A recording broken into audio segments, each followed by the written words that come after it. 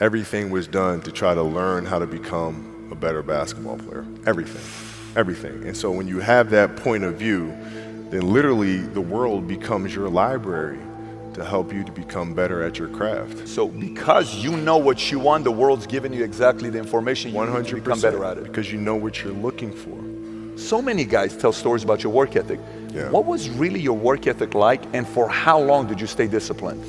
Well, I mean, every day. I mean, since for 20 years. I mean, it was an everyday process and trying to figure out strengths and weaknesses. For example, jumping ability. Man, my vertical was a 40. It wasn't a 46 or a 45. My hands are big, but they're not massive. Right? So you got to figure out ways to strengthen them so your hands are strong enough to be able to palm a ball and do the things that you need to do. Quickness, I was quick, but not insanely quick. I was fast, but not ridiculously fast. Right? So I had to rely on skill a lot more. I had to rely on angles a lot more. I had to study the game a lot more. And but I enjoyed it though. So like from the time I can remember when I started watching the game, I studied the game and it just never changed. It's a good separation for me, emotionally, to be able to put myself in a place where at practice or when I'm training or during games, I switch my mind to something else. I switch my mode into something else, right? For me, it's the equivalent of Maximus Decimus Meridius in Gladiator picking up the dirt, smelling the dirt, it's go time. Right? So that was my mental switch. It was like an actor getting ready for a film. You got to put yourself in that cage. When you're in that cage, you are that character. And then when you leave there, it's something completely different. But when I'm in that cage, bro, don't touch me, don't talk to me. Just leave me alone. How did you get mentally and emotionally so strong where it doesn't bother you? Well, you got to look at the reality of the situation. Like for me, it's not, you kind of got to get over yourself. Like, it's not about you, man. Like, okay, you feel embarrassed. You're not that important. Like, get over yourself. That's where you go. Get over yourself, right? Like you're worried about how people may perceive you and like you're walking around and it's embarrassing because you shot 5 air balls. Get over yourself, right? And then after that, it's okay, well, why did those air balls happen? Got it. High school, year before, we played 35 games, max, right? Week in between, spaced out, plenty of time to rest. In the NBA, it's back to back to back to back to back to back to back. I didn't have the legs. So you look at the shot, every shot was online, but every shot was short, right? I gotta get stronger. I gotta train differently. The weight training program that I'm doing, I gotta tailor it for an 82-game season so that when the playoffs come around, my legs are stronger and that ball gets there.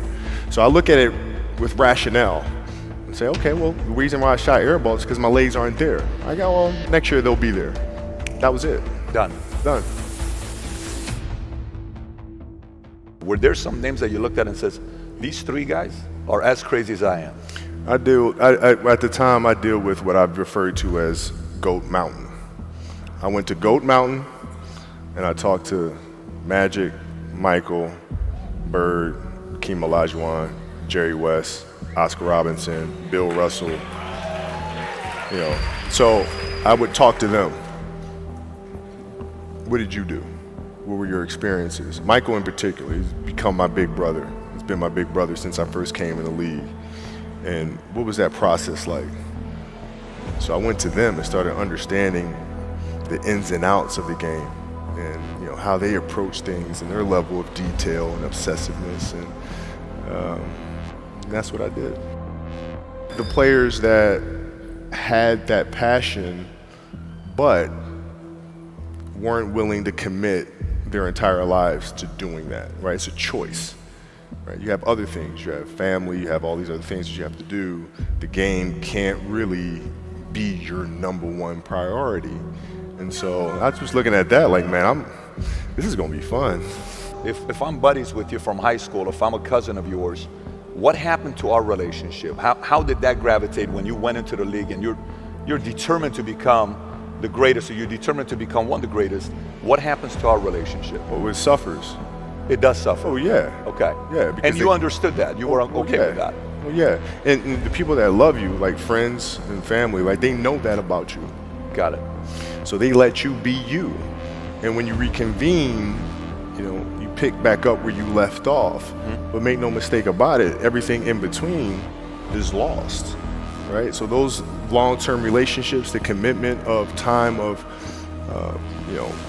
taking vacation. Like I see a lot of players take vacations with other players that are close friends. And we'll just take vacations just to take vacations, or just hang out just to hang out. Like I never did that. Why not though? Why didn't you do that? Well, because when I retire, I didn't want to have to say, I wish I would have done more. I don't want that. I don't want that. You got a lot of people paying their hard-earned money to come watch you perform. Perform. It's your job to be in shape. It's your job to be strong enough to perform at that level every single night. And as a competitor, I'm not ducking shit.